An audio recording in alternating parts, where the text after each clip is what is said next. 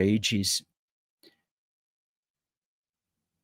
Hey folks, thank you for informing me that we were not actually live on Facebook, and we're live on TikTok now. So I'm not going to start again, although I will actually start again. Our man tonight coming up at 7:30 is Steven Rennie, who is part of the Peterhead group. Now, let's get straight into what I was talking about. Unionist parties are challenged to back Scots' right to decide own future. Now, this is something that they're always talking about, and they bring out in every single paper that they make, including the one today.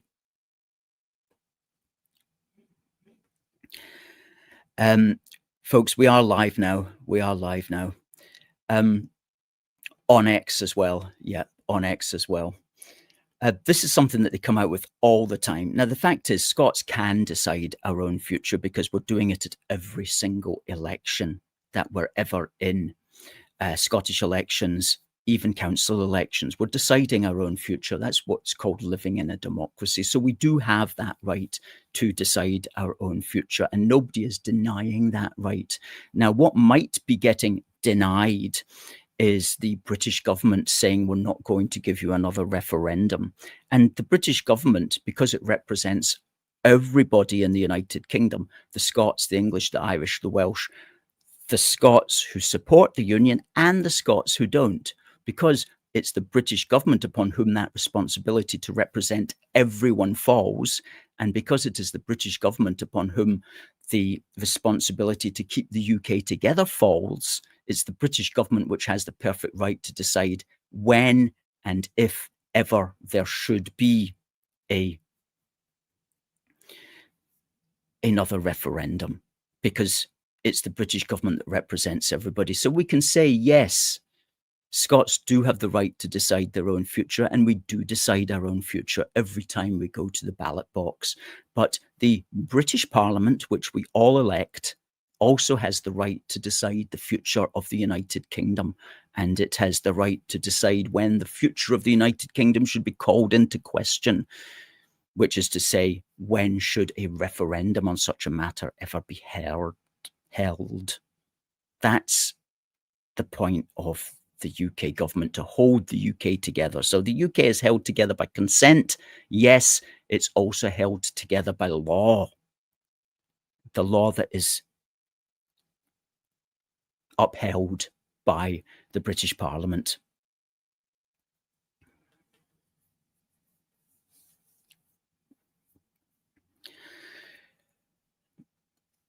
Okay, let's say hello to some of the comments. Debbie says, good evening, everyone.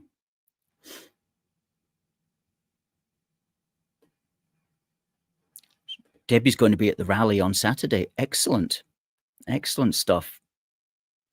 Derek, also watching on YouTube, says, hope everyone is doing okay. Good luck if going to the SNP demo in Aberdeen.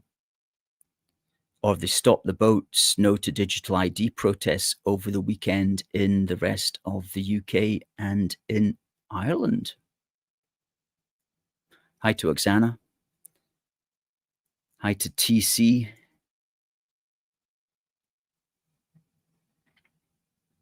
Hello to Dominic on Facebook, and to Alan, and to Paul from the Garden of England in Kent, and to Robert.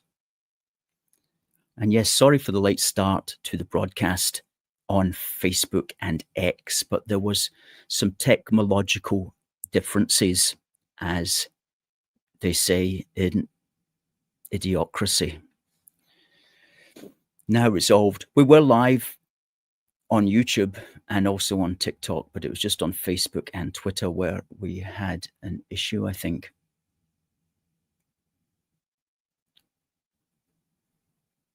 Okay.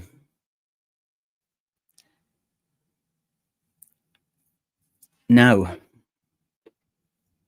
what I just said there about the right to consent, we are all involved in our union of consent and law.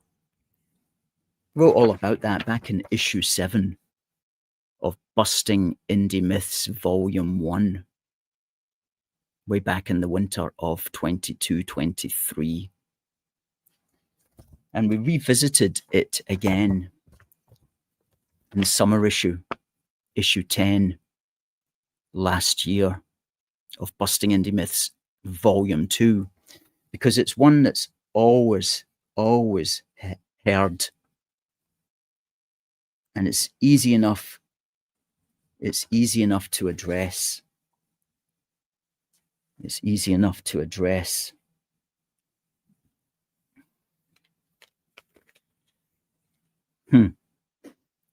Good. Well, folks, at 7:30 at the bottom of the hour, we have our colleague Steven Rennie from Peterhead United Save Our Kids coming on, and he is going to be telling us about his anti-SNP rally, which he's organising this Saturday at 10 a.m.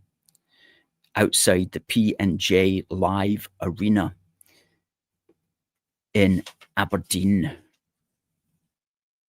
which is in the TECA, or the Event Complex Aberdeen, which is just off the A96. That's at 10 a.m. this Saturday. So if you want to go along and say hello to the SNP conference goers, then please do go along to that. His banner there says, "No to woke political ideologies, no to the hijack of our Saltire, no more pandering to illegal migrants, and end the net zero madness," which of course is a big issue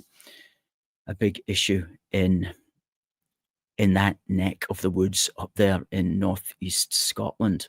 Good. So Stephen's coming on at 7:30.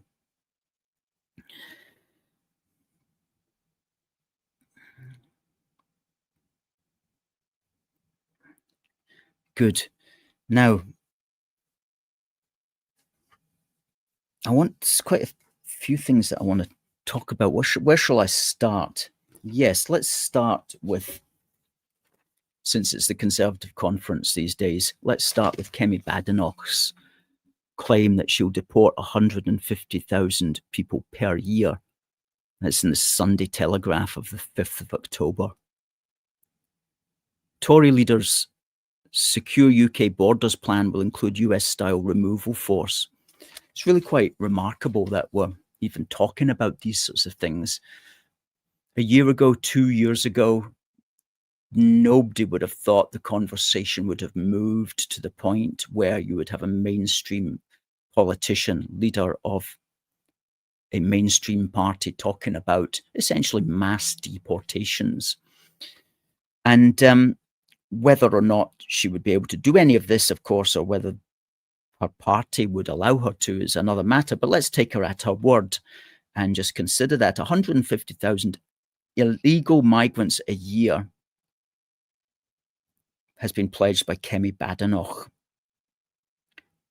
She'll use this year's annual conference to announce how she would reform Britain's migration system after leaving the European Convention on Human Rights. Now, she is saying 150,000. Now, people go, well, who are these people that she would be in a position to actually deport? And when you talk about deportation, of course, it's kind of shocking to many people unless you can actually explain, well, specifically who it is, because she's not talking here about like just rounding up people from abroad, because you can't really do that under current laws. And we looked at this whole matter in our book, Protect Our Country, Policies to Stop Mass Immigration. Chapter 12, we called it Return to sender. We looked at who can be deported under current circumstances, how to deport them, and some frequently heard objections. And we spoke about how deportation has to be separated from other concepts such as remigration, which has itself also to be separated from the concept of expulsion. And when opponents of deportation start speaking, what they try to do is they try to pretend you're really talking about expulsion, when Kemi Badenoch is not talking about that, nor is Nigel Farage talking about that. They're talking about deportation, which is removing people from the country because they've broken the laws of that country. And that deportation is not even a controversial thing. It's basically the bare minimum that anybody should expect from a functioning, serious, sovereign government, is that you deport people who are non-citizens who have broken the laws in some way or another. And so let me just develop that point a little further. Who are such people and what sorts of laws? Well, we have a whole section in this book about what categories of people can be involuntarily deported, that is, deported against their voluntary will. And the first are people under our system who are inadmissible asylum seekers. That is, people who, if the system in this book was brought into being, people who arrive at in the back of a lorry and say they're claiming asylum, people who have come across the channel and claim that they want asylum, people who have used essentially illegal methods of entry into the country. These should be inadmissible asylum seekers. Under our current system, we have to consider them to be entitled to all the rights that the UN Refugee Convention gives them, which is essentially rights to remain in the country until we can prove otherwise that they're not at risk. But under this present system, under the system in our book, anybody who enters via an illegal method would be inadmissible. They can be deported straight back. They should be deported straight back. Under the present system at the moment, we can and we should deport failed asylum seekers. That is, people who have claimed asylum and we've decided that they don't have a justification for it, and so we're not going to give them asylum. They're failed asylum seekers. They should be deported. And right now, for some reason, the government finds it very difficult to do that. Very difficult indeed. But they should all be deported straight away. They're not citizens. They don't have a right to asylum. The having is on. They need to be deported. The other method, the other people, clandestine illegals, that is, people who sneak in to the country and are discovered by the authorities at a later date and who have got no legal right to be in the country. They've just snuck in somehow. They should just be deported straight away as well. The other categories are people who breach their visas. So if your terms of your visa set out what you can and can't do, but you do things that you're not meant to do, such as if you're on a student visa and you start working in the black economy, then you've broken the terms of your visa and you need to be deported. If your visa has run out and you should have left, but you're not leaving, you've stayed on, you should also be deported. Other people who can be deported are simply foreign criminals at the end of their sentence. They are meant to be deported as the system exists at the moment. They should all just go. And the other category is criminals who are dual citizens. So if you're a British citizen and you're also the citizen of a foreign country, you break the law, you should be deported to the foreign country because you have a country to be deported to. So all these people can be quite adequately, quite legally deported, and most of them at the moment are not being deported. So the bare minimum we can ask is that they're all deported. They're not citizens and they've all broken the law. And as for the dual citizens, well, they will have broken the law as a dual citizen, and they can go back to whatever country they hailed from. So these are all people who can be quite easily deported and should be. And how many tens of thousands those would add up to, I don't know, but it certainly would be hundreds of thousands when you consider the failed asylum seekers who are still in the country. And if Kemi Badenoch is serious, then she'll need to be setting out a very strong program showing how she's going to do that and how she's going to get round the laws that tend to keep them here, which is to say the ECHR, the European Convention on Human Rights laws, which tend to keep them here. It's the it's the UN Refugee Convention, which encourages them to come in, and it's the ECHR which makes it difficult for us to get rid of them. And we actually summarized this in a new article, which is on our website. It's called How to Break the Business Model of the Gangs. And we'll put the link into the Facebook and X threads so you can have a look at it. Now, let me just say to DTube, sir, thank you very much. DTube has sent a super sticker for $1.99. I do appreciate that, DTube. You're a good chap when it comes to helping us out here on YouTube. Anybody else on YouTube wants to send us a super chat or a sticker, just click the little $sign under this video and you'll be able to send in a wee bit of a wee amount. All very much appreciated.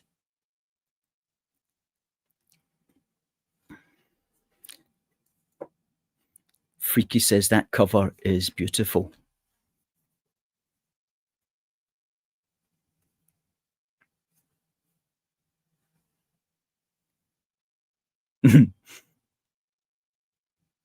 Absolutely, isn't it?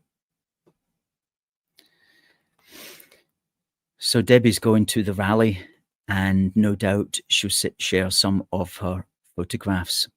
That's the rally being organised by Peterhead United outside the SNP conference, and we'll be speaking to one of the organisers, Steven, in a few moments. Alan says the opposition will be bussed in by the unions and peppered with provocateurs and agitators. Hi to Catherine. Paul says the Conservative conference was sparsely attended and lacking atmosphere. It looked as if it was held in a drafty warehouse.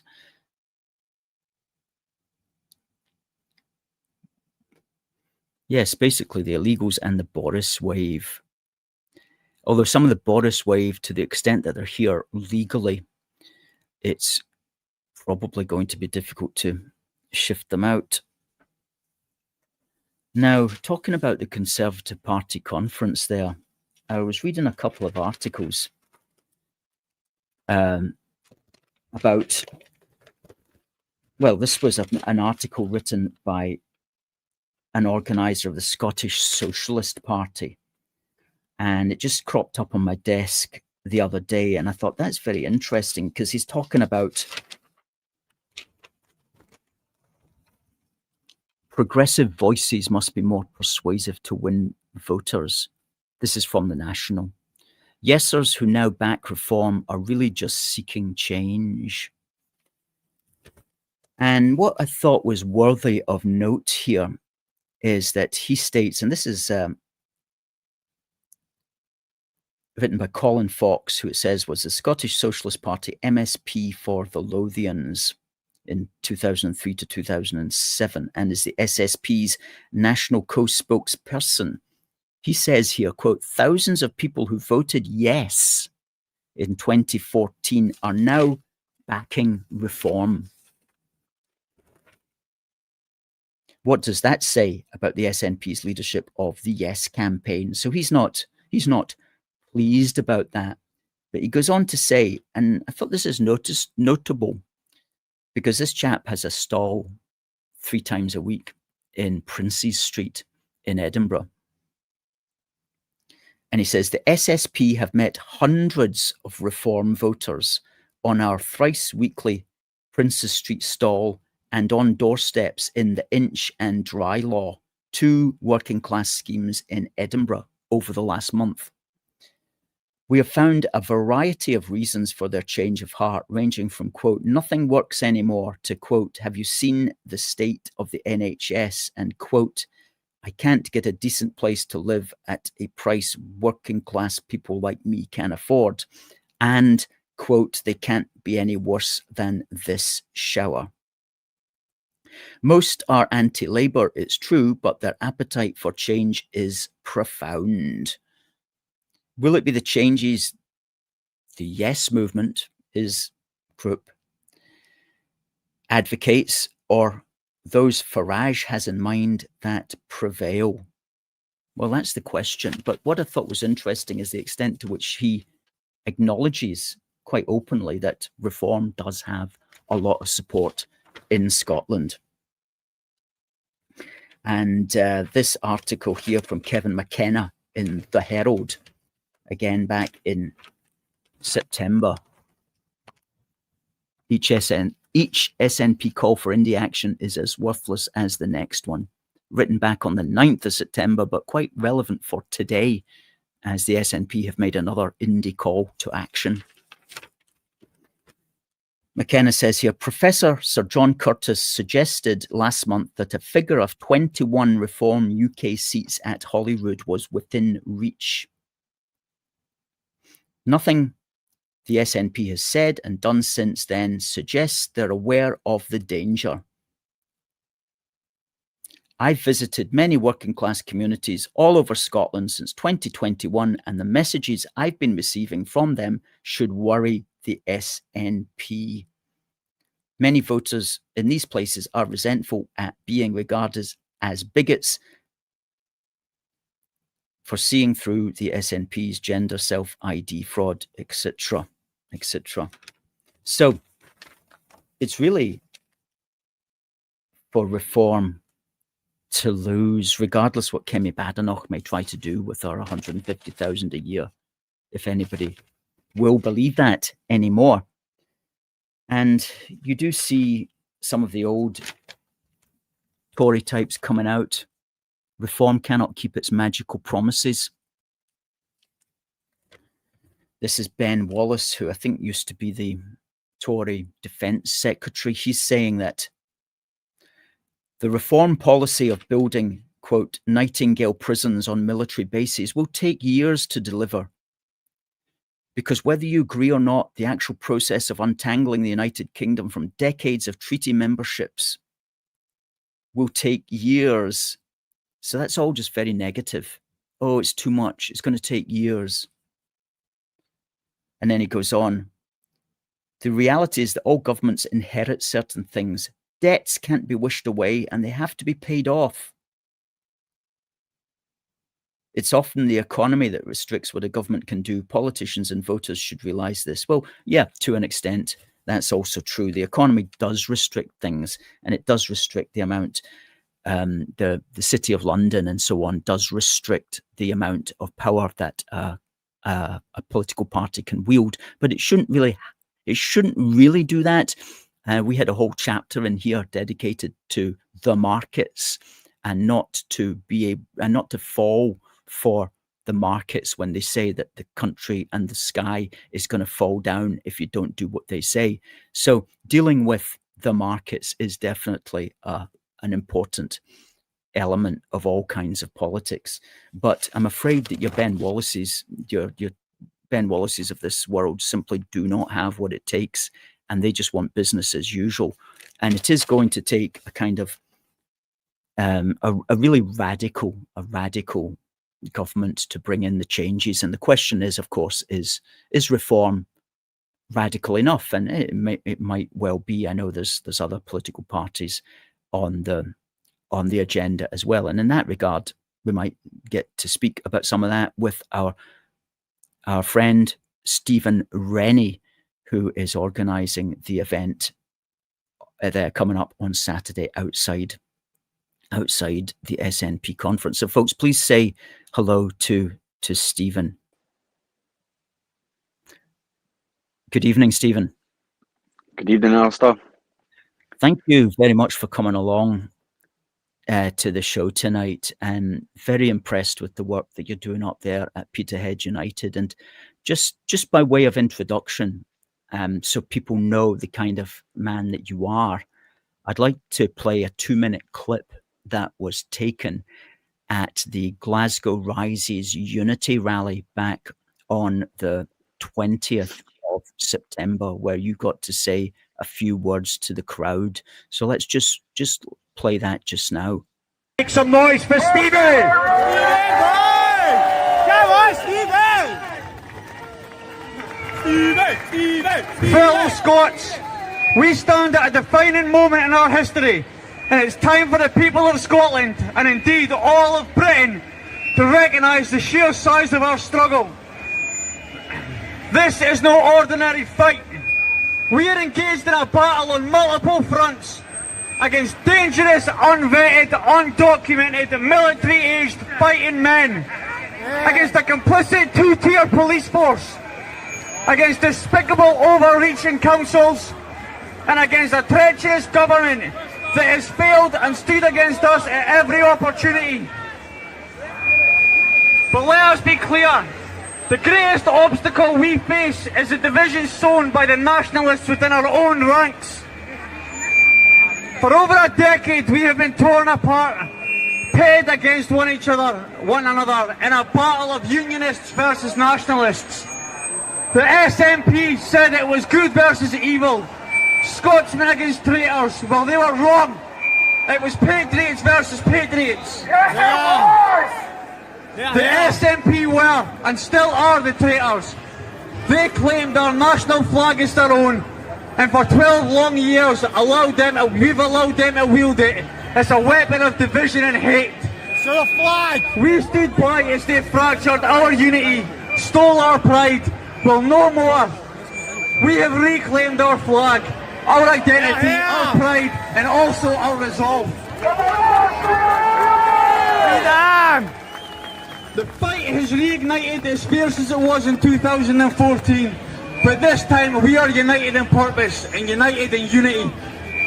The SNP has wreaked havoc on our nation, dismantling our prosperity and our potential at every turn, replacing us with new Scots and... Excellent. Well, that was from the rally at the Buchanan Steps on Saturday the 20th, and that video was taken from your X account, and it just conveyed the energy and enthusiasm, I think, which you definitely have for the cause and for what you're doing up there with your group called Peterhead United, Save Our Kids. Now, can you tell us, Stephen, when you got the idea and how you got the idea to set this up with you and your colleagues? We were actually at the Great British National Strike. I think it was 26th of May, possibly. You know, the nationwide protests in every city. So we turned up at the Aberdeen one, and it was very poor. It was a shambles, basically. But I met a couple of guys that I actually knew from Peterhead, and after it had finished, maybe a week or two later, they actually contacted me and asked if I'd be up for helping them organise a protest in Peterhead. So, but ours, we went more of the rally rally side than a protest. So just a show of strength, a show of force, a show of unity in Peterhead. So that's what started it for me. Well, we've got 2 or 3 pictures, actually. We'll just run through these pictures of that particular rally. And I was very impressed with it. Very colourful pictures and a really good crowd. I mean, look at that. I mean, that's were these barriers, who put these barriers up? The barriers were put up by the police. So Right. everybody was supposed to be inside there. And we Right. had a disabled, I'd said we've got a disabled seating area at the front for obviously pensioners and disabled people. We didn't want them standing or getting injured. So, but I think the majority of people thought that the whole barriered area was disabled. So most of the people preferred to lean on them anyway. Right. Let's have a look at the next one. Okay, good widespread, like families and as well as just interested passers-by. You decorated the barriers very nicely as well. Yeah. Okay, let's have a look at the next one. There's another shot. So I mean, that's a healthy turnout. When I saw that, I'm like, that's a really good turnout of people who are clearly looking for somebody to express their concerns. Okay. Yeah, I think the numbers were around 300. Really? Yeah. So yeah, I was I quite can impressed. imagine that. I can imagine that. So that would give you a great kind of boost, I should imagine, to keep doing what you're doing. So what have you and your colleagues in Peterhead United been doing since then? That was back in August, I believe. Yeah, I think it was the 9th of August, I think.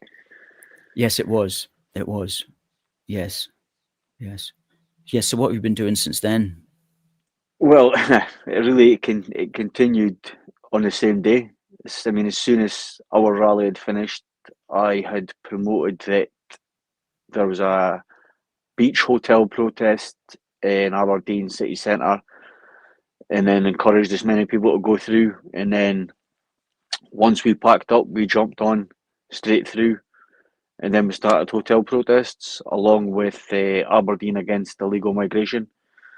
And we've been there every week, sometimes 3, sometimes 4 a week. I think the record is 4 in one That's week amazing. at the moment. But we did Sunday just passed. We did 2 in one day. We did one at West Hill, and then we did one down at the Patio Hotel at the beach.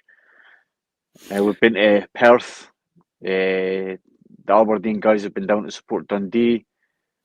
We were supposed to go to Falkirk last weekend, I think, but it was cancelled with the storm, or we thought it was cancelled. So by the time it was back on, we didn't have enough time to get down. So, but just protest. And how are you received by the local police there? Do they know who you are by now, or are they friendly, or are they maybe a wee bit hostile, or how's your relationship with the authorities, as it were?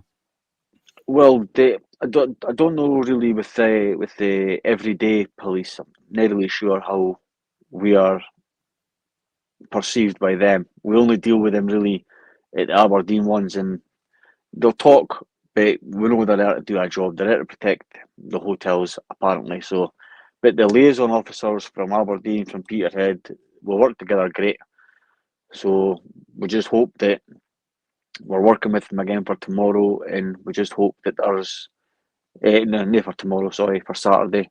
So we just hope that there's no messing us about, and then we will continue our good relationship with them for next year. If not, I think we'll start working more ourselves rather than with them. But we'll see. Well, absolutely. And the thing is, for the people who are watching, the liaison officers are the officers in the blue vests, to be distinguished from the officers in the yellow vests. And I think they pick the guys in the blue vests because they're better at dealing with people. And so they can liaise literally between the protesters and the yellow vests. And our organisation, the Force for Good, has found that a very good way of working, actually. And we've found that if you can keep good relations with the liaison officers, make sure they know if you've got some kind of event coming up or whatever, a big event, make sure they know that you're going to be there, what you're going to be doing. And they will, generally, in our view, they'll do good for you if you help them, as it were, so it's a good relationship. If you just rock up and the local police don't know who are these guys and what they're doing, then they're going to come down hard, as it were, because that's the kind of default position. Whereas if you turn up and they're like, it's these guys, yeah, we know they're going to be here for the next 3 hours, they're going to be over there, everything's cool, and it can really work out very well. And you will, in our experience, you'll have a much better, you'll be more effective. And you're not going to get people arrested, and everybody's going to know what's going on. So I'm glad to hear that you've got a fairly good relationship with these guys, and hopefully that will continue, because if we look at them idealistically, they are there to help facilitate peaceful protest. And so as long as you work with them, they can work with you. From videos that I've seen, I think in England, it's not as organized as it is up here. Like in England, the blue vests very quickly become yellow vests, and they start heavy-handedness. But we've never, touch wood, had any heavy-handedness from any liaison officers, and hopefully you guys won't either. So that's good to know. That's good to know. Now, tell us what is happening on Saturday, please, Stephen. Well, Saturday, the SNP, I mean, it was you that actually informed me that the conference was in Aberdeen. So it was a well-kept secret until you found it for me. I mean, you're a failing government that doesn't care about your people, that want to replace your people, and then you come up with the bright idea of having your annual conference in the most protested city in Scotland. So it would be rude if we let them party in peace, as it goes. So yeah, absolutely, we'll rock up on Saturday morning, 9 o'clock, hopefully before they get there, and then we'll give Mr. Swinney and Co a very warm welcome. Good. Good. And how long do you plan on staying there? Do you have speakers or anything like that? Yeah. So we've got a fantastic lineup of speakers. Some big some well-known ex names. We've got the local guys. We've got 3 guys for Peterhead United. We've hopefully got one of the co-founders at Aberdeen against illegal immigration. We've got so we've got Kevin the Ranter from X. Oh yeah. So we'll identify him. I'm sure you know him. We've got Scottish Veteran who's coming up. I think he's going to say a few words as well.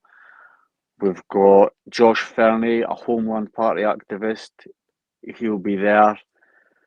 And of course we've got Mr. Alex Kearney from Spartan Child Protection Team, which is a big one. It's a guy. I'm glad we've got him on board, because if anybody knows how much wrongdoing our government does, it's that man right there. I mean, the lack of punishment that these monsters get for attacking children, for the online group, for everything, it's disgusting. None of them should be walking the streets. They shouldn't be walking free with a community service or a slap on the wrists. So Alex knows all the details. He can spill everything on a day and give everybody in the crowd that don't know a spell. Yes, he's a very good speaker. I saw him speak at the Glasgow Rises Unity Rally on the 20th, and very impressed with just the way that he was able to convey his point very seriously, very clearly. Very, very good speaker. So that's good that you've got them. So that sounds like that's going to be a good lineup of speakers, all very motivated people. And you put up a poster for that on X. We'll just fire that up and read it out at the moment. Yeah, we're a bit gutted because obviously we had an SNP conference and then an anti-SNP protest outside. The most important one that would have been there for the day was Mr. Craig Houston, but he'll be sunning himself up in Corfu, so all right. He's got to miss out. So it's the Anti-SNP Rally. It's at the P&J Live Arena, which is part of the event complex Aberdeen, which is a set of buildings just off the A96. That's this Saturday. And what time would you like people? It says 10 a.m. there, but you mentioned 9 a.m. just earlier. What time would you like people to start to congregate with you guys? I mean, if people starting to gather about maybe 10:15, 10 o'clock's fine. I mean, we're just purely going at 9 to make sure that we've got the area we want and we're all set up, ready to go. Right. So you'll be there at 9 o'clock. And so then that's cool for MD to come along just any time after that to join you, basically. But I presume like speakers and stuff like that will start at 10 a.m. Yeah. And so your banner there says no to woke political ideologies, no to the hijack of our Saltire, no more pandering to illegal migrants, and end the net zero madness. What do you think about this hijacking of our Saltire? Do you think we've taken it back now? Well, I certainly have. Yeah. I mean, ever since the independence referendum and it was finished, there's like take the Saltire, keep it. It's not my flag anyway. This is my flag, the red, white, and blue. And then it was just recently, like that. Nah, not anymore. We'll just take that from them as well. They're trying to take our country, we'll take that. But I think so, because they're not really representing Scotland as a proper national entity at all. No. They are the SNP, that is, globalists. They want essentially open borders. I mean, they don't really even want if they were honest about it, they would quite happily be run from Brussels. In fact, today, John Swinney was saying that independence would give us the opportunity to rejoin the EU and also to control our own immigration, by which he means to have even more people coming in. Now, this is a man that's facing losing a serious number of votes to reform. And he's losing votes to reform precisely because he's advocating for more immigration into Scotland, and he's also advocating that the EU runs the country. So you would think that what you would do is he'd just keep quiet about those things. Even if he believed them, you wouldn't think he'd double down on them. But no, he literally doubles down on more immigration into Scotland and let's rejoin the EU. And he seems to think that's a winning policy. Well, it will shore up a certain percentage of his globalist support. But your normal Scottish nationalist, I simply do not believe that they think it's a good idea to have the borders open in Scotland and to have more and more immigration. I just can't accept that they believe that at all. Makes no sense to me. So you guys are basically, it's ironic, but you guys are the real Scottish nationalists now. You know, like you're for Scotland, the nation, in a genuine way. That's how I would look at it. Yeah. I mean, we're obviously I'm a very, very strong unionist, but Yes, as part of the UK, yeah. it's weird because when you look at different countries, like if you look at English nationalists, they're looked as right wing, like a right wing movement. But then when you look at Scottish nationalists, they're left wing. It's ridiculous. We're the proper nationalists, the unionists. We want this country back, and we want it to be a strong member or an even stronger union. Amen to that. Absolutely, 100%, 100%. And the two things can coexist easily together, and they should coexist, and they should continue to coexist, and they always have. You know, the even the SNP would admit that. I had it here. Where is it? This is an SNP minister, Emma Roddick, our former Scottish government minister, has argued Scottish independence should not lead to the end of a union with the rest of the UK. Indie should not mean end of union. And she goes, I would love to have an independent Scotland be in some sort of union with the rest of what is currently the UK. Excuse me, lady, that's literally what we have right now. Yeah. So she wants independence so that she can have a different kind of union with the rest of the UK. So they're all like that. They're all completely confused about those sorts of things. You're getting some good people saying hello to your crew.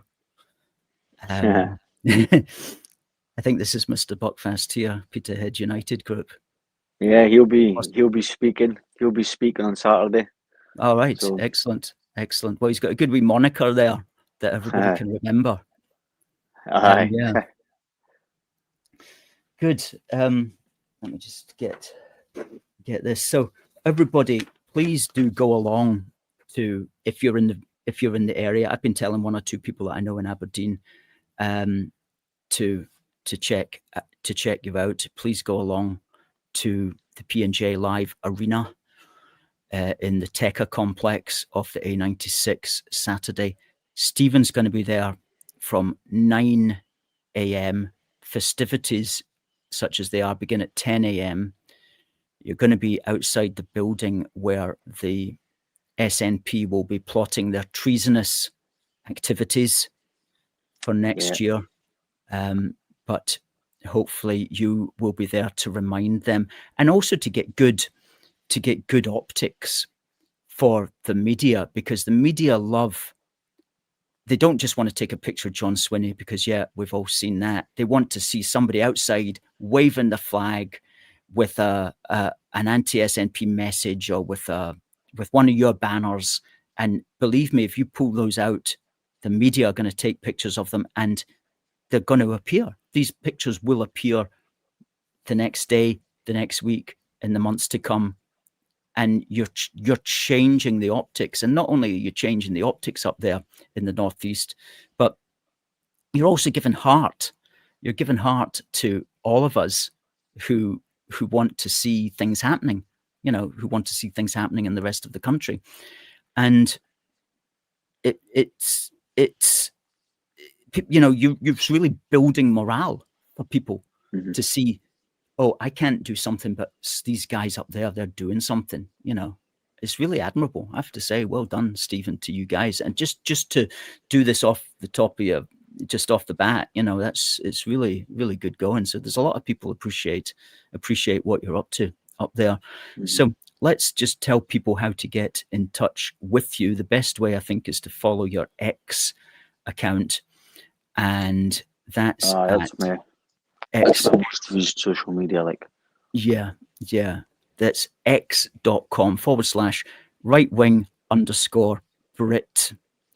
That's quite a direct name. You can mistake that one. x.com/right-wing_Brit.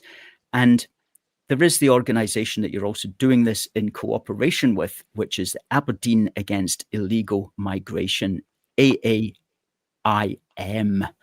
So that's at x.com/AAIM 2050. Okay, AAIM 2050. So 2025, sorry. 2025. Sorry, I'm going to say that again. x.com/AAIM 2025. Absolutely. Thanks for the correction. Good. Okay, Stephen, it just remains for me to say thank you very much for coming back on. We'd love to have you on again sometime, no doubt. More power to your elbow. I do hope that you and all the colleagues, of course, who are with you, all the men and women who help you there, I wish you all the best of luck. And it just remains basically to say, if you're up there, please do go along to Stephen's Anti-SNP Rally outside the P&J Live Arena this Saturday the 11th. Stephen will be there from 9 a.m. Speeches begin at 10 a.m. Good stuff. Thank you, sir. Thank you for having me. Thank you very much. And hopefully we'll see you all there on Saturday. And enjoy the show. Absolutely. Well, we'll be watching and we'll be tweeting out anything that you put up. Always a good idea just to have somebody dedicated to taking photographs and putting them on social media, because you yourself are going to be, you're going to be busy doing all sorts of stuff. Aye. I've got there'll be Debbie, the photographer, on the day. She'll be taking photos, but I forgot to mention. So obviously, Mr. Buckfast, who's in the chat, he'll be live streaming either on TikTok or YouTube, possibly both. But Martin Gotchi's coming all the way up from Epping, so it's Gotchi Reports on YouTube. So I think he'll be live streaming as well. I think he's going to say a few words as well, so it'll be good. Good. Okay. Excellent.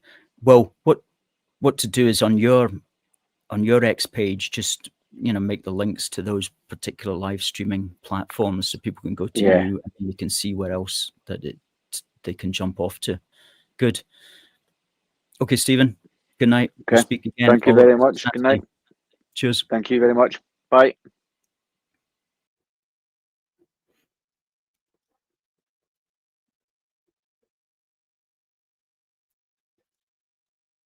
Fantastic. That's really good news that somebody's doing that up there at this time this year. Just making sure the SNP know not everybody's agreeing with them. Alan's going to follow. Alan 52 says, thank you, pal. Mr. Buckfast says, come on. Kathleen says, thanks, Stephen. Peterhead United Group says, I will be live. Could you just put your TikTok address, please, for people to click on? If you're streaming it live on TikTok, that is, can you just tell us what the TikTok address for that is, please, Peterhead United Group?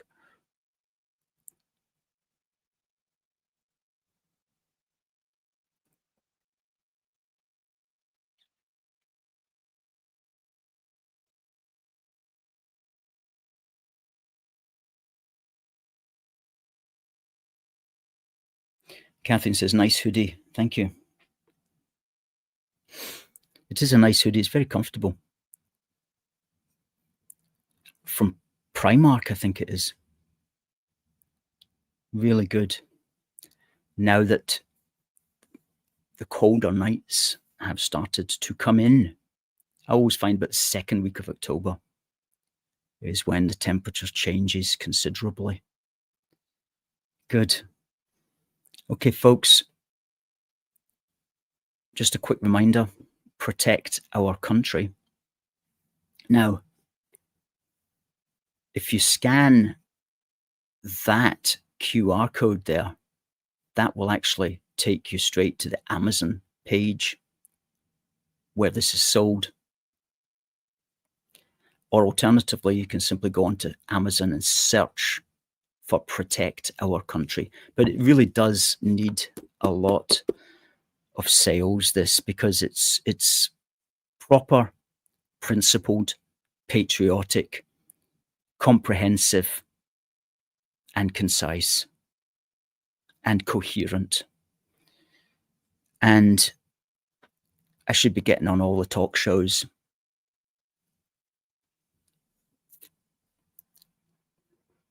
Sunday Politics, STV, Question Time, etc., etc. In my dreams, perhaps. But in the meantime, I'm happy with it just selling a few on Amazon, and as well as getting it sent to various opinion formers. And we've been sending quite a few of those out in the last 2 or 3 weeks as well. Good stuff.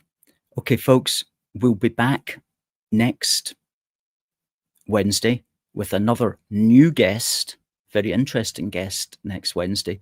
So in the meantime, it just remains for me to say, God bless the United Kingdom and God save the King. See you next week.